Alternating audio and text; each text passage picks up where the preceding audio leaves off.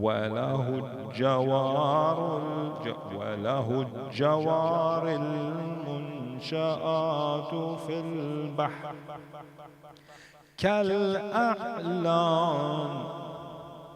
فبأي آلاء ربكما تكذبان كل من عليها فان كل من عليها فان ويبقى وجه ربك ذو الجلال والإكرام فبأي آلاء ربكما تكذبان يسأله من في السماوات والأرض كل يوم هو في شأن فبأي آلاء ربكما تكذبان سنفرغ لكم أيها الثقلان فبأي آلاء ربكما تكذبان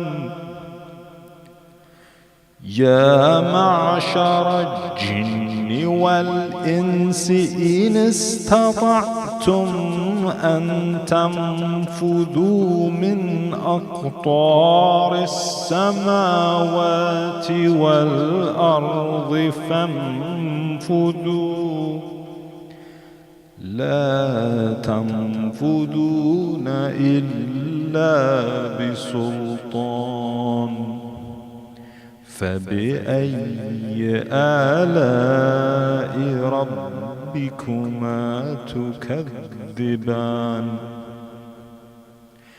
يرسل عليكما شواظ من نار ونحاس فلا تنتصران فبأي آلاء ربكما تكذبان فإذا انشقت السماء فكانت وردة كالدهان فبأي آلاء ربكما تكذبان فيومئذ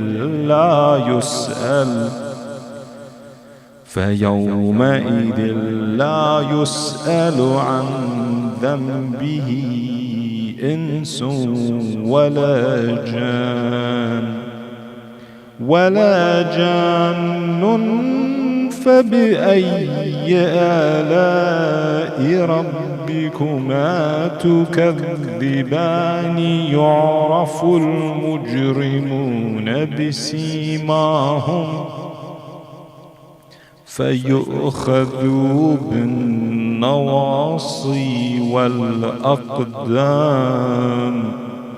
فبأي آلاء ربكما تكذبان هذه جهنم التي يكذب بها المجرمون يطوفون بينها وبين حميم آن فبأي آلاء ربكما تكذبان ولمن خاف مقام ربه جنتان فبأي آلاء ربكما تكذبان ذواتا أفنان فبأي آلاء ربكما تكذبان فيهما عينان تجريان فبأي آلاء ربكما تكذبان فيهما من كل فاكهة زوجان فبأي آلاء ربكما تكذبان متكئين على فرش بطائنها من استبرق وجنى الجنتين دان فبأي آلاء ربكما تكذبان فيهن قاصرات الطرف لم يطمثهن إنس ولا جان قبلهم ولا جان فيهن قاصرات الطرف لم يطمثهن إنس قبلهم ولا جان فبأي آلاء ربكما تكذبان كأنهن الياقوت والمرجان فبأي آلاء ربكما تكذبان هل جزاء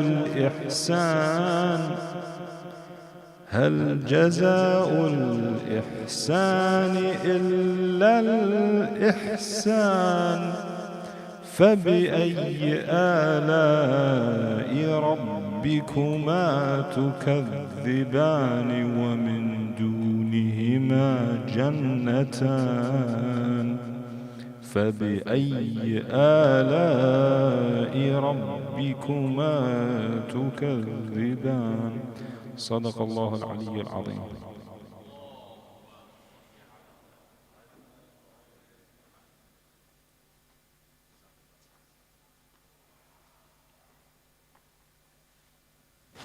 صلوا على محمد وآل محمد.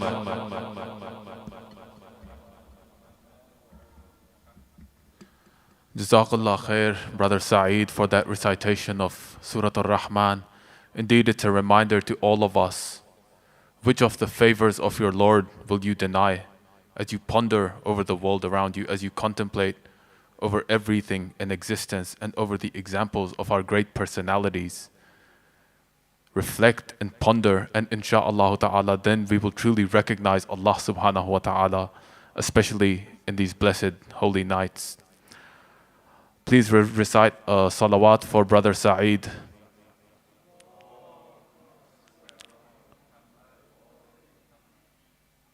Brother Gul Ahmad, the respected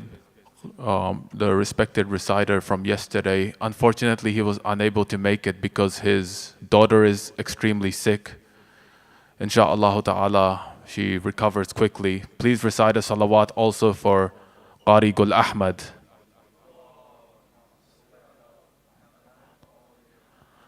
Insha'Allah ta'ala, with that, we will proceed to the next segment. I would like to invite Brother Jahangir Hussain to deliver a short presentation for tonight. Please welcome him with a loud salawat ala Muhammad wa ali Muhammad.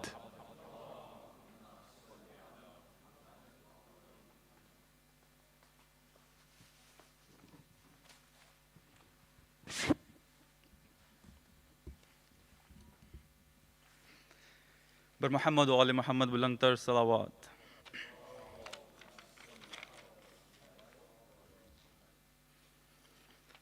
أعوذ بالله من الشيطان الرجيم بسم الله الرحمن الرحيم Assalamu alaikum wa rahmatullahi wa barakatuh.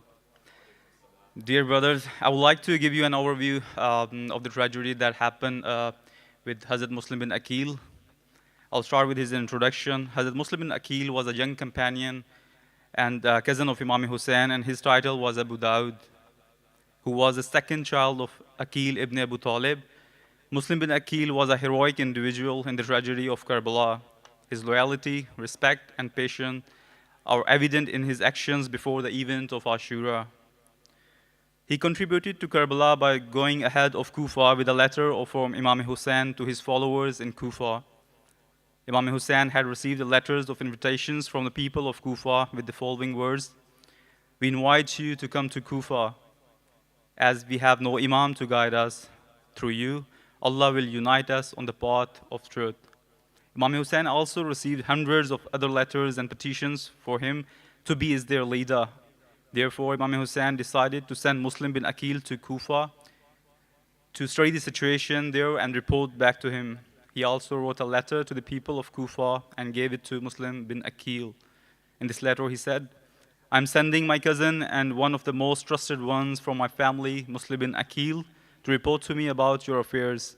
If his report agrees with what you have written, I will soon be with you. You must be clear of the fact that the Imam is the one who follows the book of Allah in all matters and affairs with justice, honesty, and truth. On reaching Kufa, more than 18,000 people appeared before Muslim ibn Aqeel and pledged their loyalty to Imam Hussein as their Imam. Seeing this, Muslim ibn Aqeel reported to the Imam he should proceed to the Kufa as the situation was positive. However, amongst the people of Kufa, there are many spies of Yazid. When Yazid heard from them regarding the invitation of Imam Hussein and arrival of Muslim ibn Aqeel in Kufa, he was filled with anger. He sent a message to his governor in Basra, Ubaidullah ibn Ziyad, to go to the Kufa and take over the position of the governor of Kufa. Ibn Ziyad was also told to arrest Muslim ibn Aqeel and kill him. Arriving in Kufa, he addressed the people of Kufa, announcing his appointment as Yazid's governor. He then ordered them to surrender Muslim ibn Aqeel to him. Ibn Ziyad surrounded Kufa. When this announcement was made, Muslim ibn Aqeel secretly moved to Hani ibn Urwa's house, another great companion of Imam Hussein. Muslim ibn Aqeel used to lead the prayers in the great mosque of Kufa. The support for Ibn Aqeel in Kufa had become a major threat for Yazid and his governor, Ubaidullah ibn Ziyad. During evening prayer, people were sent from the court of the governor publicly announcing that anyone found supporting Muslim ibn Aqeel would be tortured and put to death. When Muslim ibn Aqeel finished his Maghrib prayer, his 30,000 followers are reduced to 18. When Hazrat Muslim completed the Isha prayer, and turned back, he found the mosque empty except Hani ibn Urwa. Ibn Ziyad, the horrific governor, found out where Muslim ibn Aqeel was. Hani was arrested and thrown into prison.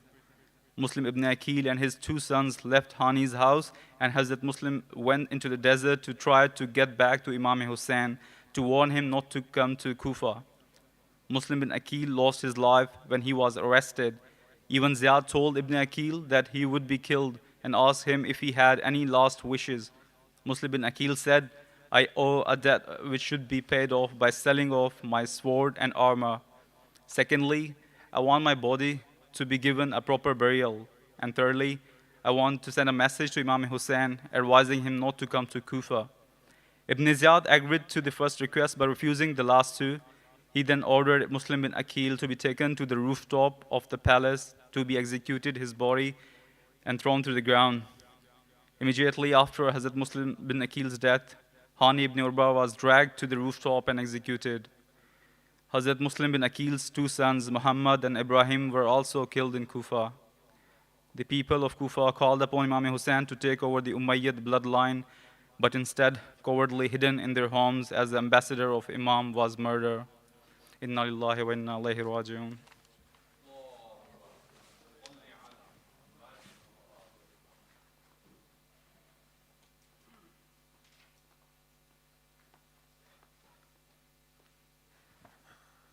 Jazakallah khair, Brother Jahangir, for that insightful recount of the tragic tale of Muslim ibn Aqeel. May the peace and blessings of Allah subhanahu wa ta'ala be upon him. Indeed, people by nature are faint-hearted, they're cowardly. When it comes to making promises, they're very quick to do it. But when it comes to fulfilling them and they have to put their life on the line or put themselves in harm's way in any sense, the majority of them quickly pull back. And Karbala is a great reminder of this, of the faint-heartedness of men. And insha'Allah ta'ala, by reminding us of ourselves of this, we can avoid being amongst such people and honor the great companions of Karbala. Insha'Allah ta'ala, we'll proceed to the next segment. the main lecture by His Eminence Sheikh Hamid Waqar. Please welcome him with a loud salawat ala Muhammad wa ali Muhammad.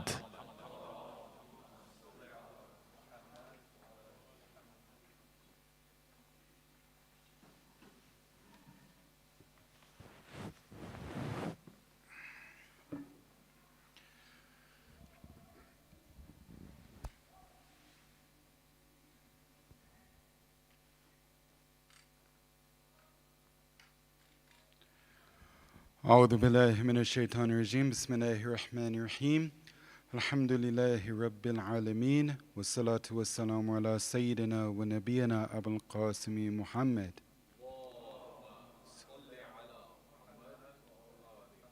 والأهل بيتية طيبين الطاهرين المعصومين. Assalamu alaikum everyone. Alhamdulillah, as always, honor and a privilege to be here amongst you, especially in these holy nights. We started the series yesterday by stating that we're looking at the month of Muharram as a time where we can renew our pledge with Imam al-Zaman alayhi salam.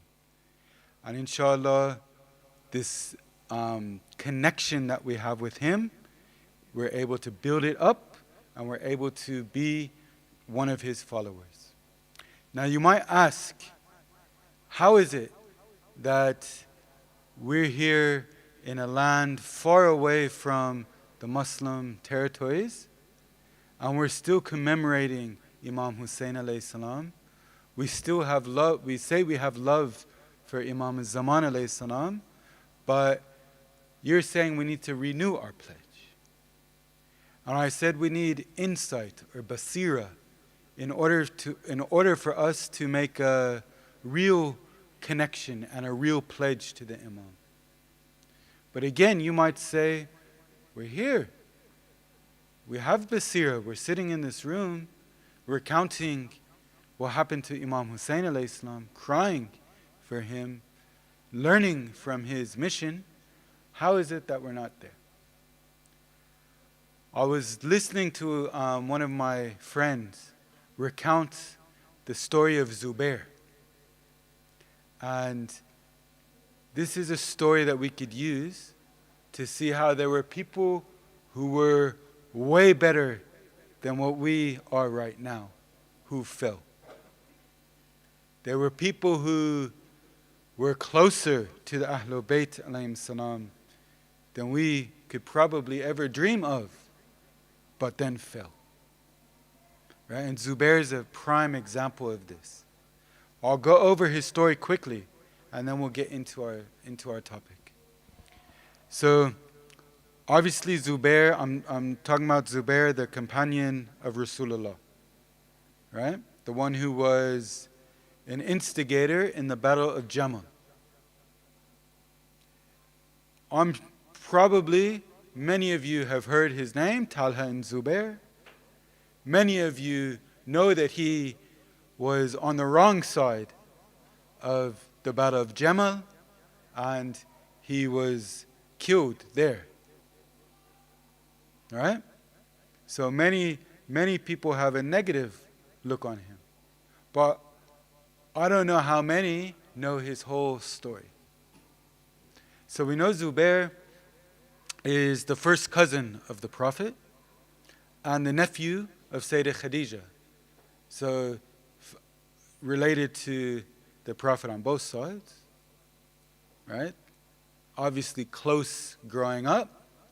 One of the first Muslims. There's different accounts. Some say 4th, some say 5th, some say 10th. One of the first. So he didn't join Islam in the heyday when Muslims were powerful. He joined Islam at the very beginning when they were attacked, when it was difficult to be a Muslim. Right? Now, in his time during the lifetime of Rasulullah, he participated in over 20 wars. Later on in life, there's a story, he goes to a bathhouse. They had public bathhouses back then. And someone saw him without his shirt on and was surprised at the amount of wounds and scars that were on his body. and said, Zubair, what is that? And Zubair said, I earned each and every one of these fighting for Rasulullah. Pretty amazing. His closeness gets way more than that though. In Najul Balagha, Imam Ali alayhi salam has a statement, right? Zubair minna Ahlul Bayt. Zubair is from us, the Ahlul Bayt. Same statement that we say is what gives Salman al-Farsi that great status. That statement doesn't finish there though, right? But that's the first part of it. Right, so Zubair we know is close. Now you might say, okay, but when the Prophet died, he turned, right? Not that fast. We know when the Prophet passed away, there were only a handful of people who went to Imam Ali alayhi salam and basically paid their allegiance to him. Some accounts say 4, and Zubair was one of them. Right? Gets even more. In the front, when Sayyidah Zahra was being attacked, some of the companions wanted to fight.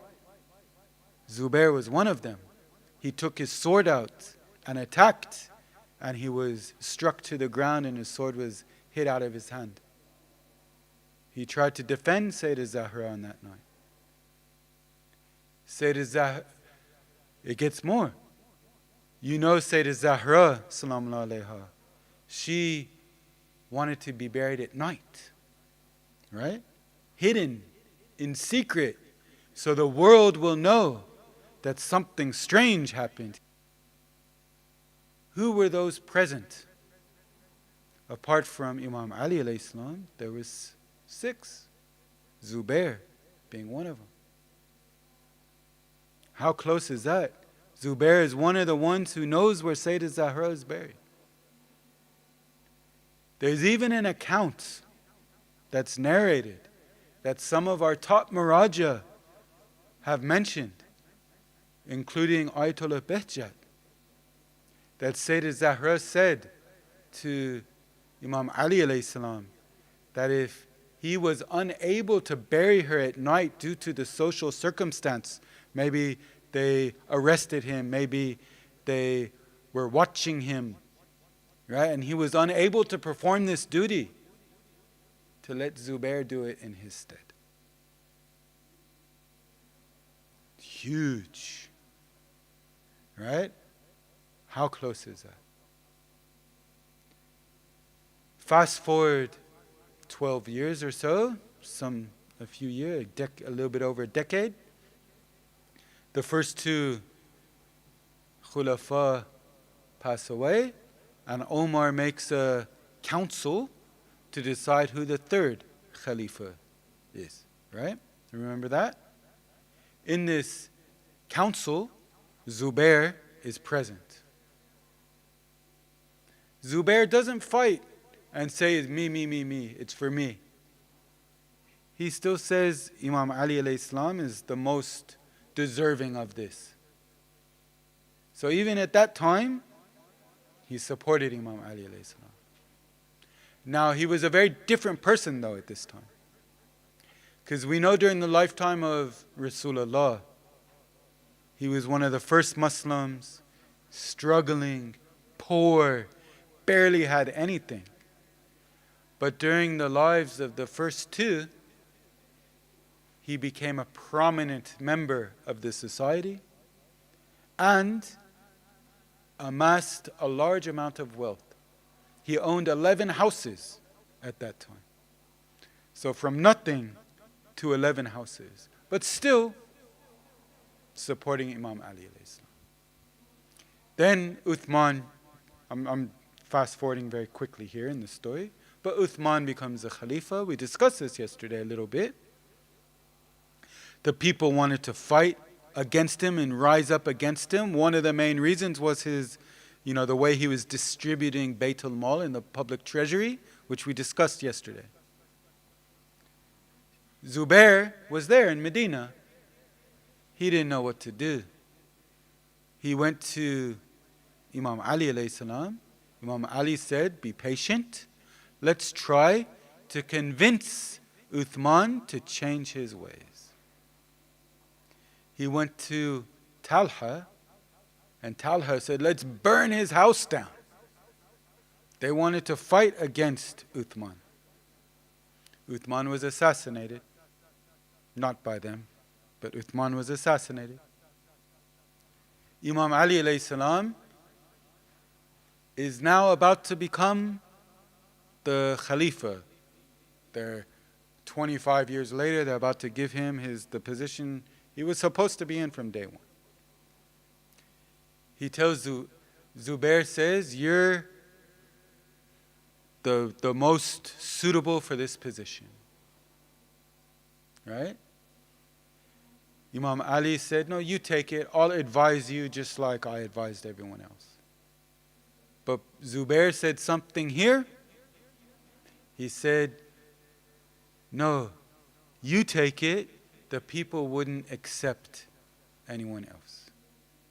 Imam Ali in another place says that he saw the light of nifaq, of hypocrisy, come in that statement there. Why? Because it's not you're the most deserving, it's that the people would accept you, not me. So there's a big change there. You could see there's a change coming along inside him over time, very gradual, right? He was one of the staunchest companions, one of the elite companions of Imam Ali alayhi salam during the first days. One of the handful of people who protected him, present in the funeral of Sayyidah Zahra. Only a handful of people, right? Slowly, after he amasses wealth, he gains popularity, slowly he starts to change. Right? Now, what happens from there? We know that Zubair went and asked Imam Ali, when you become the Khalifa, distribute wealth the same way to us as the previous two did.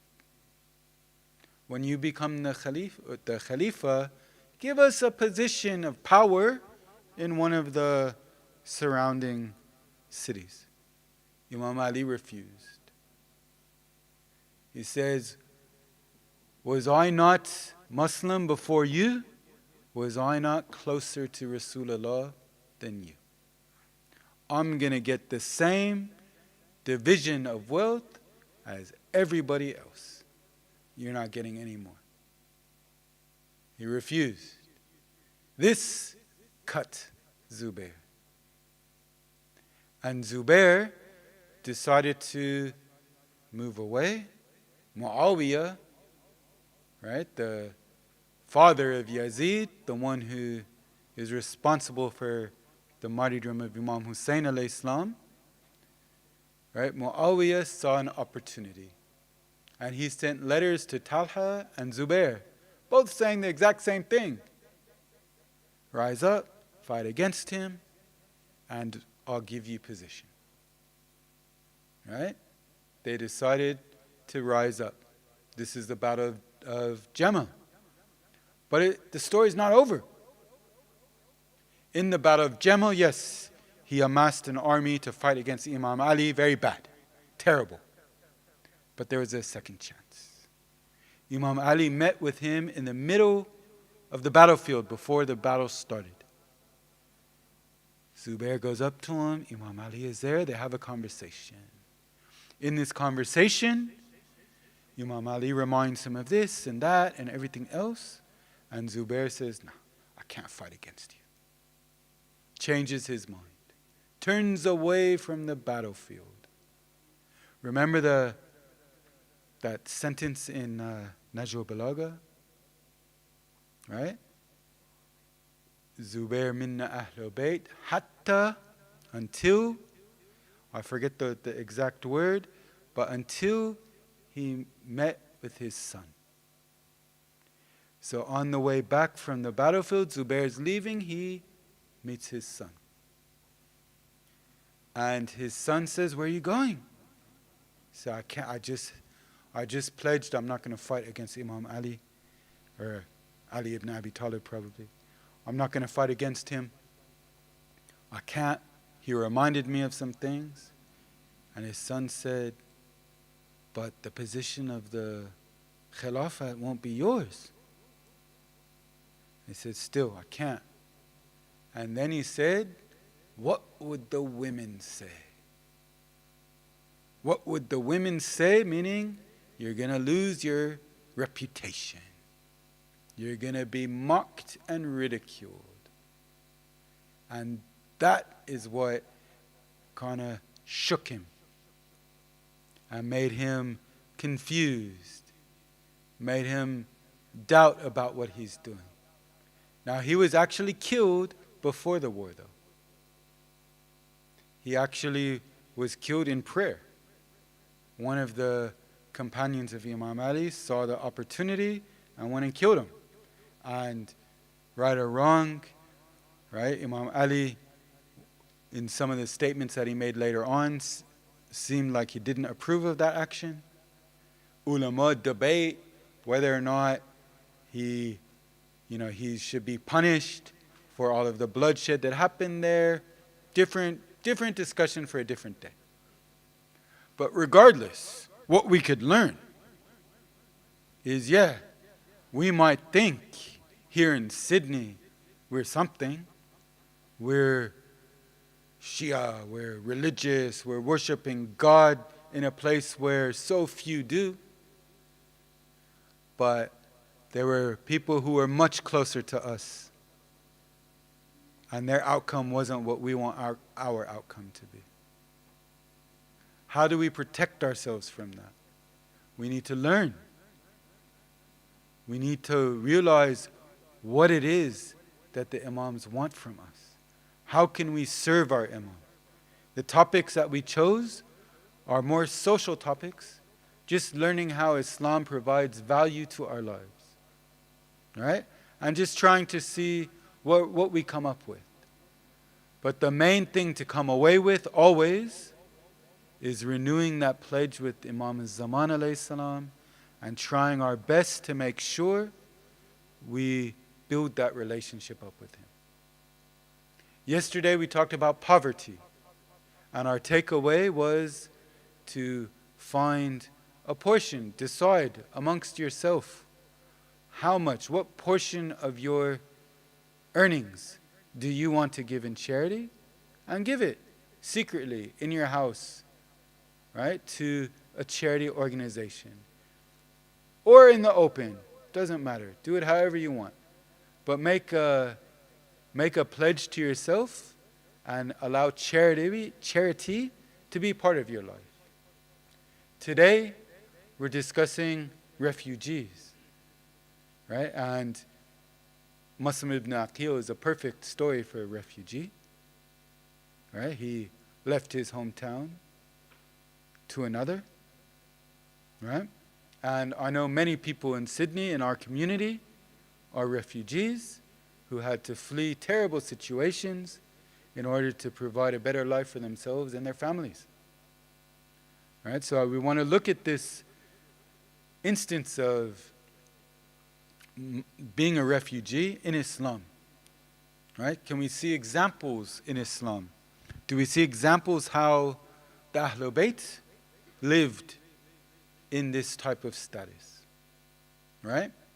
Now, statistics, there's 89 million people who are displaced in this world. Right? The 3 countries that hold the most refugees, not Australia, not America, not England, not any Western countries, but Turkey, Colombia, and Venezuela, interestingly enough. Right? Now, in Australia admits roughly 55,000 refugees a year, and recent trends state that the majority of them come from Iraq, Syria, Afghanistan, Myanmar or Burma, and the Congo in Africa. Right? All right. Do we have any instance in the history of Islam where early Muslims became refugees. There's a couple. One is that group that went to Ethiopia. The second is the Prophet moving to Medina. Now, when he went, the group that went to Ethiopia, right, they fled Mecca when the Quraysh was persecuting the Muslims. They fled out of fear of their lives. Their lives, their property, their families were in danger. And they fled at the command of Rasulullah. But that's the exact definition of what a refugee is. And they entered a country in Ethiopia where the country wasn't a Muslim country. It was a Christian nation. And the Muslims who entered this country, right, they didn't become Christian. They didn't adopt the lifestyle of the Ethiopians. They didn't assimilate. They maintained their identity, but they treated everyone with respect. They respected the Christians. They respected their way of life and their lifestyle while maintaining their own. And I think that's huge. When this group of Muslims returned to the Muslim Ummah a few years later, they were all still mu'mineen. They weren't influenced by a different ideology, right? But they were respected in the country that they were living in because they lived up to their principles and their values. And Islam is full of beautiful principles and values that if we personify them, everyone would respect us in this country as well, or any country we're in. Right? Normal people respect principled and value people who hold tight to their principles. Right? Now, second one that I wanted to mention was the Prophet who migrated from Mecca to Medina. That's a little different though, because when he went to Medina, he immediately fell into a position of power and established a government. That's not something that most refugees do, right? So it's a very different story. The Muslims who went to Ethiopia are very similar to many people who are forced to flee their countries and move to other countries throughout the world, right? There's a lot of difficulties that refugees face in addition to housing and money and all of that. Some of them are the cultural differences and language differences, right? One of the most important points, though, that we as Muslims living in a non-Muslim society, forget about if you're a refugee or not, but any one of us living in this society, we have to really think, how is it that we can maintain our Islamic identity?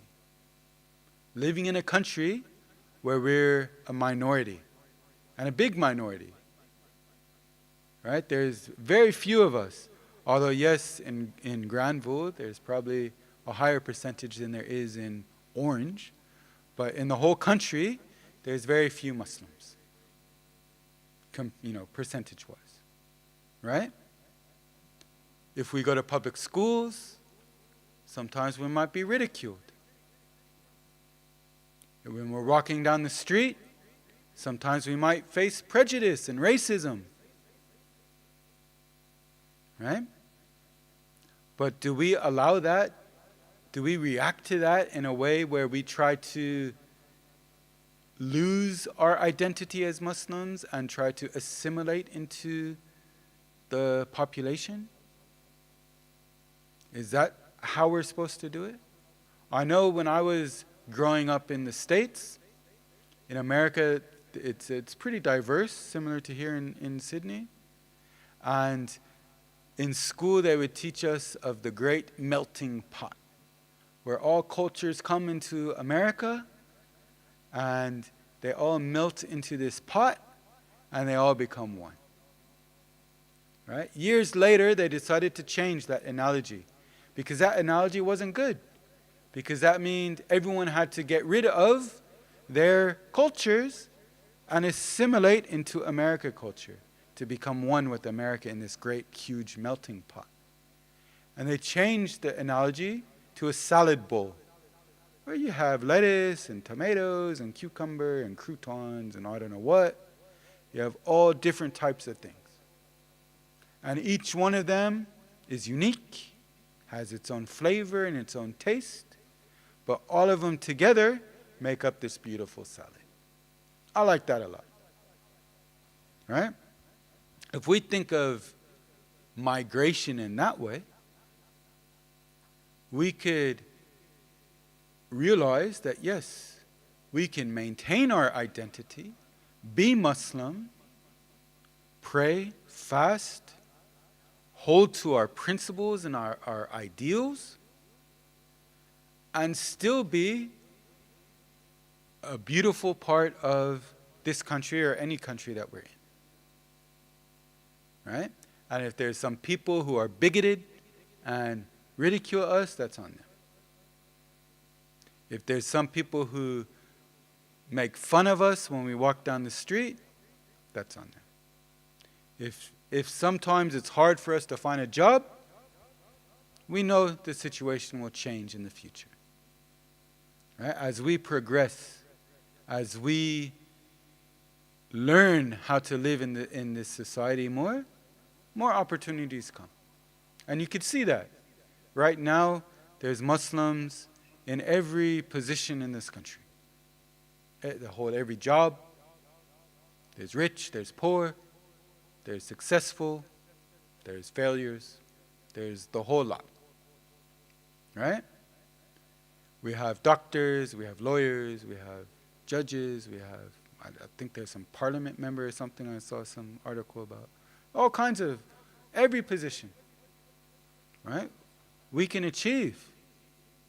Just the fact that we're Muslim and we have a different cultural background than English doesn't mean that we can't make a mark in this society. But some of the things we do need to do is we do need to also realize that the next generation will face difficulties and challenges that we haven't. The way that we learned Islam, right? Maybe not me, but the way that some of the elder people learned Islam back in their own countries might not work with the youth here in Australia. Language is a big one. I remember in Los Angeles where I grew up, it took 20 years for the masjids to decide to hold English programs. And the kids were forced to learn the language of their forefathers, which is a great thing to do. It's really, really good. But it was always their second language. So when the Maulana would teach them about Islam in Urdu or Farsi or Arabic, they would struggle to understand, and they ended up not having a strong base of knowledge about the religion. Whereas if we taught it in English, they would know. There's also the method of teaching the youth, right? I know previous generations used scare tactics, right? If you do this, you're going to go to hell. If you do this, you're going to get burned. You're hung by your hair. I don't know what. All kinds of scary things happen to us in Barzakh and the hereafter, right? Whereas the new age Muslims, the younger Muslims in this generation, that's not going to work. They're going to ask questions. We have to have answers for them, right? The way that we approach teaching Muslims and teaching Islam has to change, right? But we don't have to lose our identity. And that's the main thing, we have to maintain an Islamic identity. It would be amazing if all Muslims lived up to that ideal. And when people saw us, they said, that's a Muslim. There was a group in the States that was like that. They used the word Islam. They had some practices that were similar to us, but they weren't Muslims. They called themselves a Nation of Islam, right? Nation of Islam was a group of people who recognized that, the African Americans in the inner cities were losing their way. And it was a targeted attack on them by the government, and it's a whole other story. But these people decided, we're going to create a change, grassroots movement from the inside. And I don't want to tell the story of their connection to Islam. It's a whole other story. But they acted in a way that was different. They wore clean clothes. They spoke eloquently. They didn't commit major sins. They stayed away from alcohol, from pork, from illicit relationships. They stood out in the society that they were in. And when people saw them, they said, that's a Muslim. When people saw them, they respected them.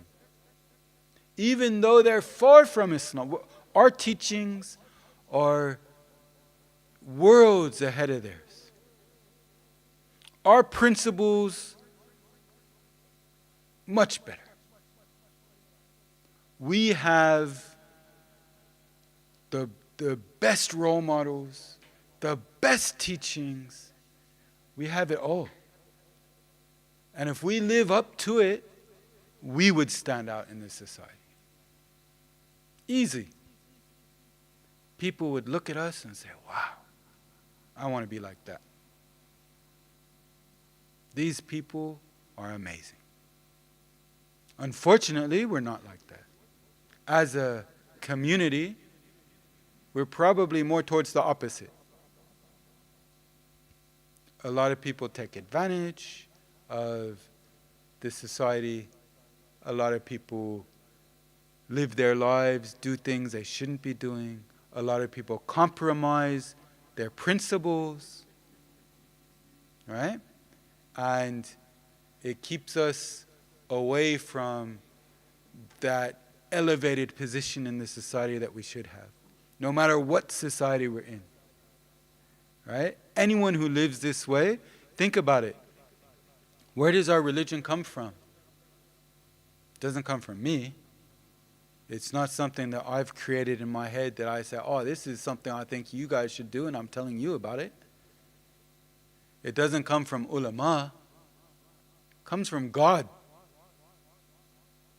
Our religion comes from someone who knows everything about us and has created the perfect system for the best in this world and the next. Right? What we have here is great, and what we'll have in the hereafter is better. If we live the way we should live here, no matter where we are in the world, people would say, wow. But unfortunately, as the ummah, we've fallen. And we didn't fall just now. We've been falling for hundreds of years. Over 1,000 years. Right? The brother was mentioning the story of Muslim ibn Aqeel. Someone who went from Medina to Kufa. Migrated as a refugee. Imam Hussein and his family and followers were being persecuted. Yazid ordered the governor of Medina to assassinate him.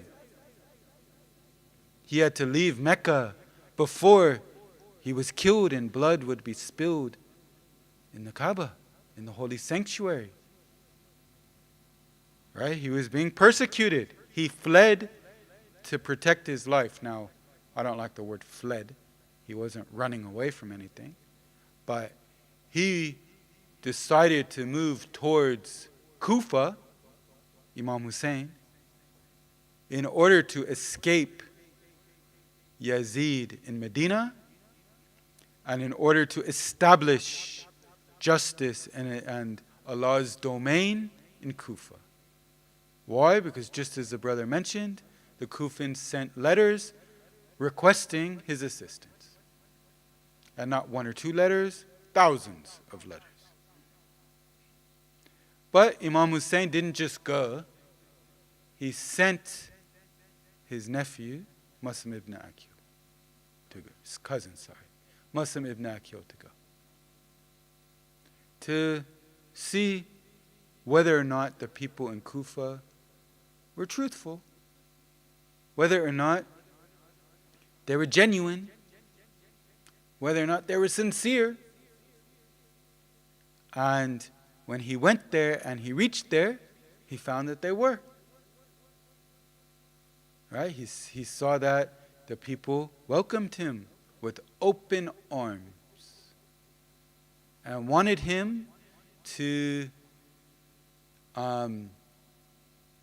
send a message back to Imam Hussein for the Imam to come. And he did. And he sent that message. And inshallah, when you recite 3 loud salawats, Brother Hussein will continue to describe for us the tragedies that befell the Ahlul Bayt and Muslim ibn Aqeel. Wassalamu alaikum wa rahmatullahi wa barakatuh.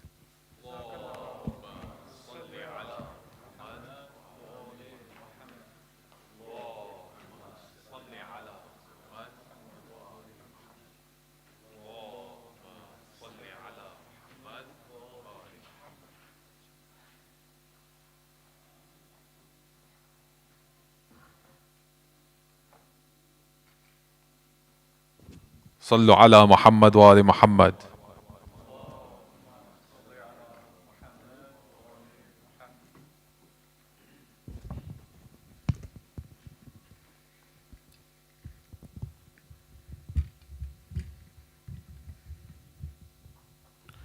صلوا على محمد وآل محمد.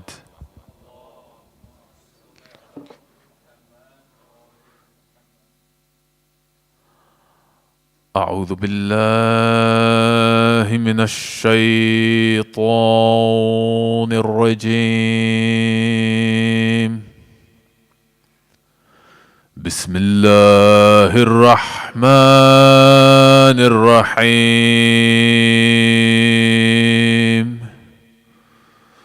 ولا تحسبن الذين قتلوا في سبيل الله أمواتا بل أحياء عند ربهم يرزقون. In the name of Allah, the most gracious, the most merciful.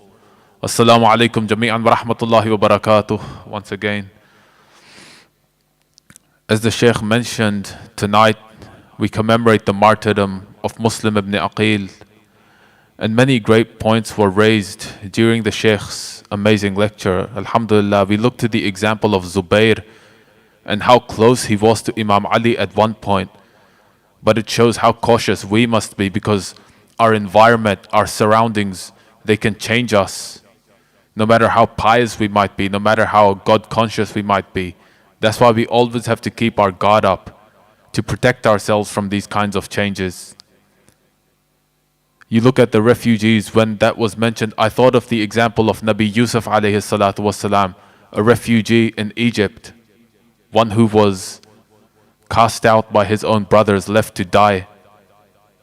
And look at the trials that he faced in Egypt, constantly being chased by Zulaykha, constantly being tempted, and yet he refused to give in to any kind of temptation.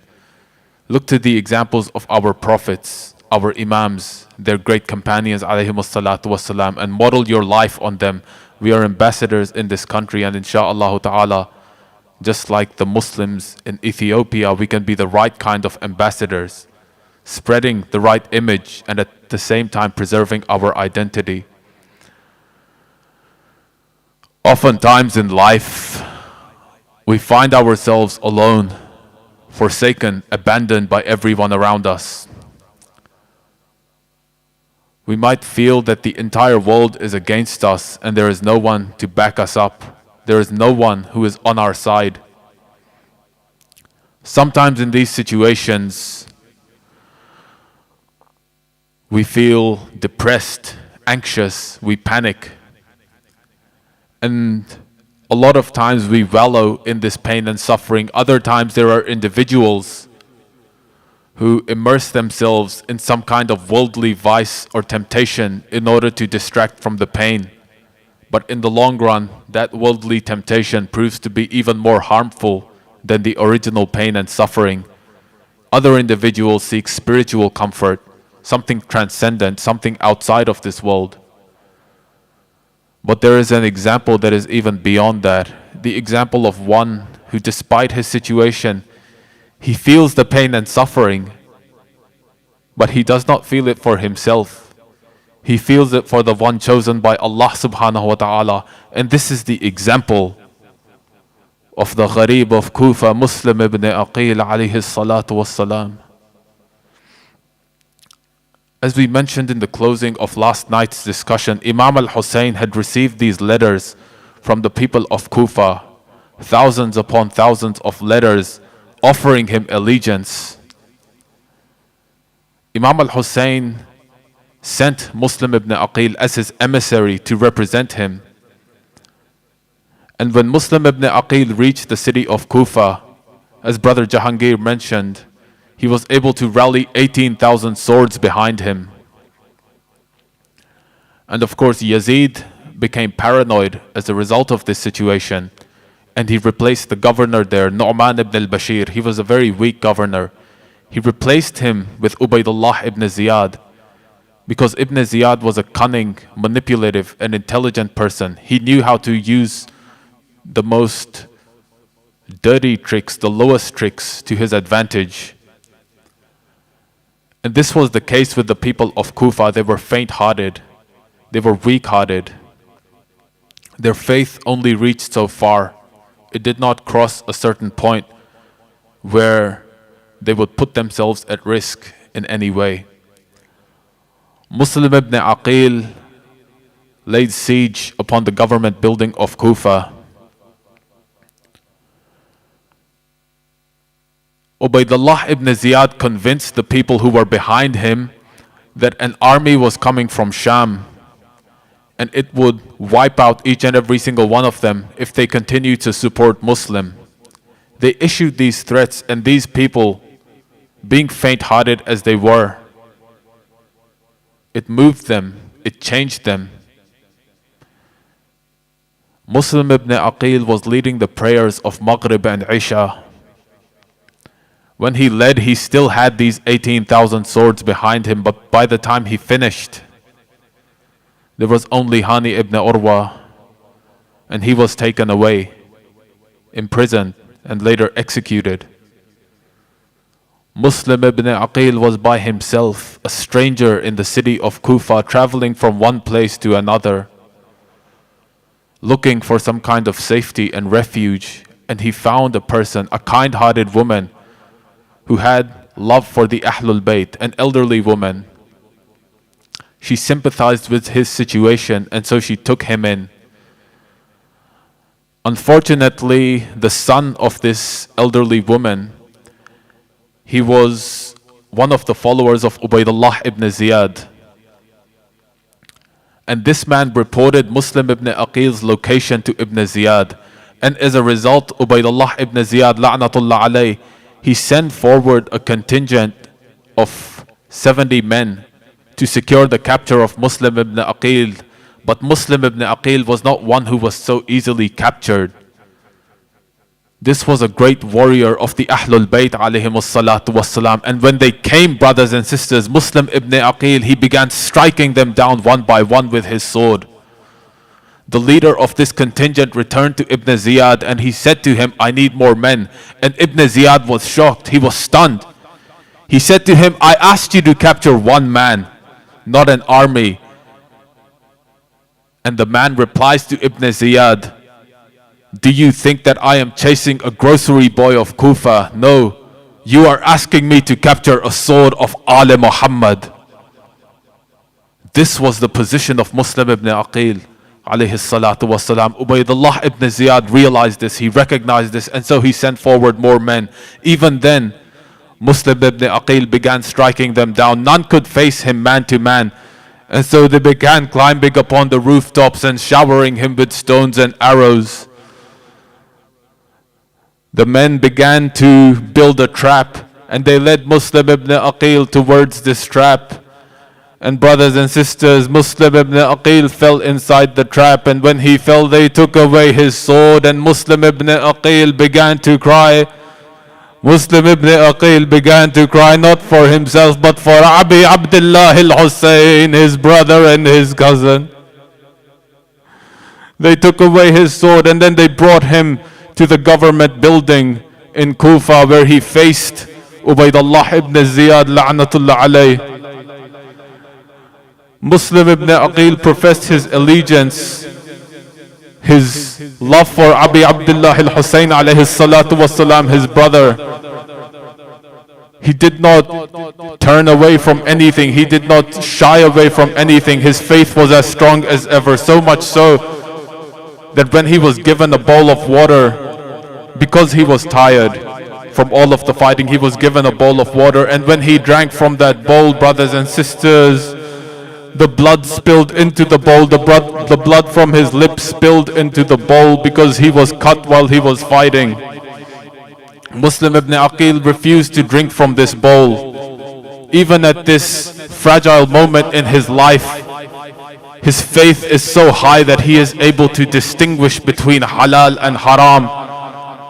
Ultimately, the sentence was passed and Muslim ibn Aqeel was taken to the rooftop. A sword was placed upon his neck and he turned in the direction of his brother and cousin Abi Abdullah. And he said, As-salamu ala al-Husayn. And Imam al-Husayn replied, Wa alaykum as-salam ya Muslim. Muslim ibn Aqeel was beheaded, his head was cut off and he was thrown from the rooftop. His body was thrown from the rooftop and his sons were left orphans in the city of Kufa. They roamed the city of Kufa helpless until they too were ultimately executed. And his daughter Hamida was still in the camp of Abu Abdullah al-Hussein. Hamida was heartbroken and she cried upon the chest of her uncle Abu Abdullah, the only one who was left to comfort her. Ala la'natullahi ala al-qawm al-zalimin. Ya Allah, grant us the kind of courage and conviction to overcome any struggle that we face, no matter how many odds are stacked against us. Ya Allah, purify our hearts and let us be like the great companions of Karbala to whatever extent that we can. Let us not give into the temptations. Let us not seek safety if it means giving up our faith, giving up our principles, but let our faith be so strong that we would never give in to anything, any kind of temptation, insha'Allah ta'ala. Ya Allah, bless the soul of Muslim ibn Aqeel and Abu Abdullah al-Hussein. Ya Allah, bless all the great companions of Karbala and let us personify their example in our lives, insha'Allah ta'ala. Tomorrow, insha'Allah, we commemorate the martyrdom of another great companion, Hur bin Yazid al-Riyahi. one whose story personifies the importance of forgiveness in the religion of Islam. To have forgiveness that is all-encompassing and infinite. Insha'Allah ta'ala, with that, we conclude this segment, and I would like to invite Brother Saeed to deliver the Latmiya for tonight. Please welcome him with a loud salawat ala Muhammad wa ali Muhammad.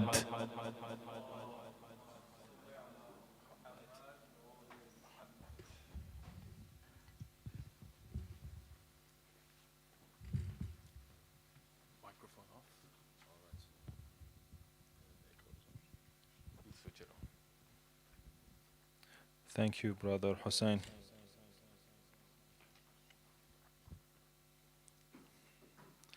يا حسين ومصابه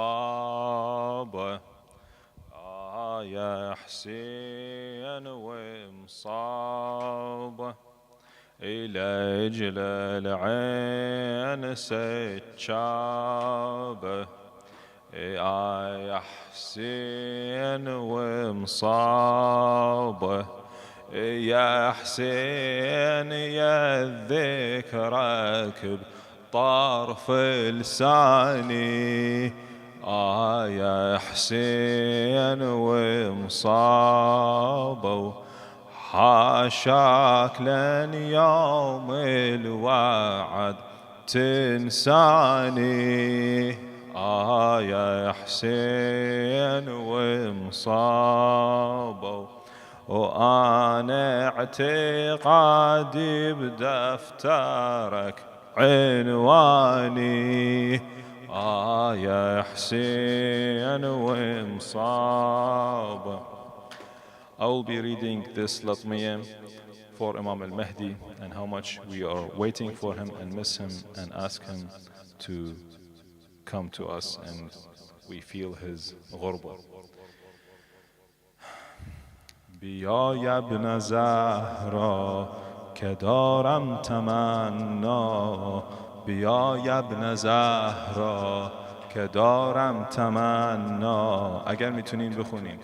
بدون تو آقا غریبم غریب بیا یا ابن زهرا بیا یا ابن زهرا که دارم تمنا بدون تو آقا غریبم غریب. یا قصة شوق كان وياه مكان وياك قبل ما ولد وانا انتظر ملقاك يا حسين. يا قصة شوق كان ويا مكان وياك قبل ما ولد وانا انتظر ملقاك. تعلمت احتراما من يمر طوراك تعلمت احتراما من يمر طوراك. احط ايدي على راسي واوقف ذكرك. جمعت بهيامي حبيبي وامامي جمعت بهيامي حبيبي وامامي إلك احترامي يا أقدس حبيب يا أقدس حبيب. آقا جان بیا یا ابن زهرا که دارم تمنا بیا یا ابن زهرا که دارم تمنا بدون تو آقا غریبم غریب. شدم خسته از این چشم انتظاری ها شدم خسته از این چشم انتظاری ها. دلم خون شد از این دل بی قراری ها. آقا جان ندارم طاقت هجران فراق تو ندارم طاقت قطع هجران فراق تو بگیر دستم در این بی اعتباری ها.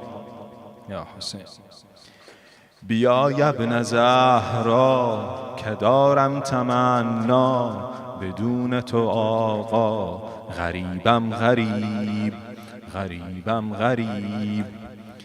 بين سائلات الوين واليمته العمر يقضي يا مهدي والجواب انت. يا حسين مولاي دمعي من دعاء النود بلا جبته، كان البلقع من شاي خضرته، والله كان الوعد من بشاي خضرته. اللي يعيش بخيالك يهيم بسؤالك، اللي يعيش بخيالك يهيم بسؤالك، وظن بس وصالك يبرد اللهيب يبرد اللهیب. آره آقا جان بیا یا ابن زهرا که دارم تمنا، بیا یا ابن زهرا که دارم تمنا بدون تو آقا، غریبم غریب. کجایی تو کجایی تو کشم پر در هوای تو، کجایی تو بریزم خون به پای تو. شده مجنون ز کار این دلم مجنون، اگر لب تر کنی گردم فدای تو. به عشقت اسیرم تو ای تو امیرم، که بی تو میمیرم غریبم غریب. آره به عشقت اسیرم تو ای تو امیرم، که بی تو میمیرم غریبم غریب غریبم غریب. آره آقا جان بیا یا ابن زهرا که دارم تمنا بدون تو آقا، غریبم غریب. کجایی تو یا حسین بیا یا ابن زهرا که دارم تمنا بدون تو آقا، غریبم غریب غریبم غریب. رسیده جان من بر لب بیا آقا، رسیده جان من بر لب بیا آقا.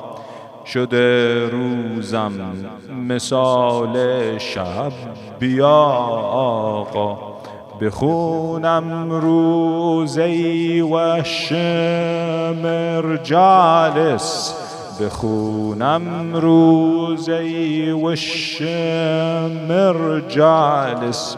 بجون امت زینب بیا آقا، بجون امت زینب بیا آقا. ز مقتل به خونم بریده امانم، ز مقتل به خونم بریده امانم. زده اشت به جانم غریب امامم، غریب غریب. صلوا علی محمد و آل محمد.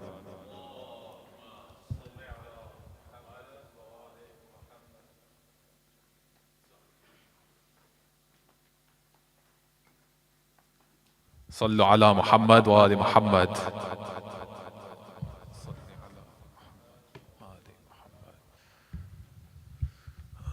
All right, inshallah ta'ala.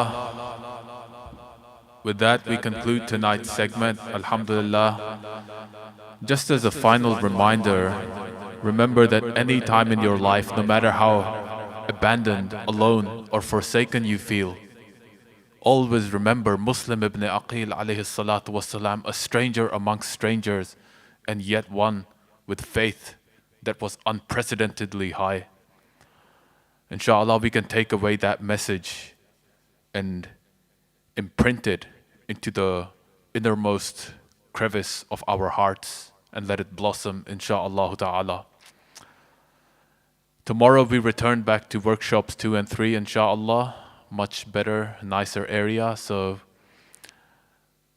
until then, wassalamu alaikum jami'an wa rahmatullahi wa barakatuh. Wa sallallahu ala sayyidina Muhammadin wa alihi at-tahirin.